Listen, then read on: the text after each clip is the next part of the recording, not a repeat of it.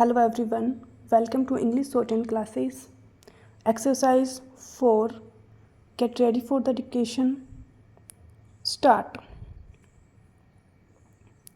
Sir, the Essential Commodities Act was passed 5 years ago, and when the minister yesterday came with an amending bill, we expected that he would give us a brief report on the working of this measure for the last few years. But unfortunately, we are kept in the dark in regard to the exact working of the Act and the nature of the difficulties the minister is facing. Sir, as far as I know, many of the provisions of this enactment have been observed more in violation by his agents at the state level. The food minister may be very earnest, may be very able, and may be very anxious to see that the various provisions of the Act are implemented in the most effective manner at the state level, but unfortunately, his agents at the state level are not equally enthusiastic or equally anxious to observe the provisions of this enactment. The most important objectives of this enactment are to control the supply and distribution of commodities and to maintain a stable price level. In regard to both these aspects, I am afraid that the government has failed to realize the objectives in view. Some time passed when there was scarcity of food grains. Attempts were made to make procurement from certain wholesale merchants and from rice mills. In my own state, I know of many instances of such procurement where, after making known that certain things had to be done and certain steps had to be taken by the merchant community, nothing was done later on by the government when they found that these very orders of the government were violated. As a result of the violations, there was a consequent rise in the prices of food grains.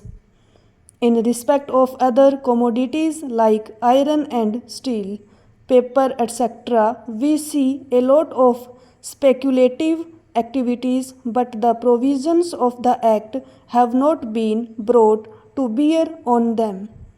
Perhaps no case of prosecution was launched against those people who contravened the various provisions of the Act.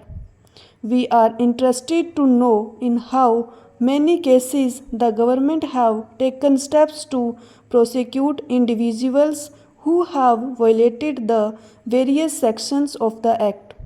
The minister said that the powers under the Act were not adequate. We sympathize with the food minister, but I want to know what action has been taken in this regard by the various state governments. In regard to the amending provision, I want to know from the minister what would be his difficulty even if minor offences are taken to courts of law.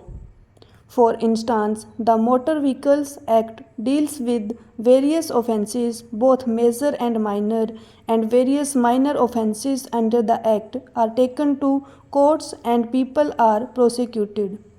What is the difficulty in taking these cases of a minor nature to courts of law? There the people will have some safety that they will get a hearing, and if the offences are really offences, then they would be prosecuted. Otherwise, they will be acquitted.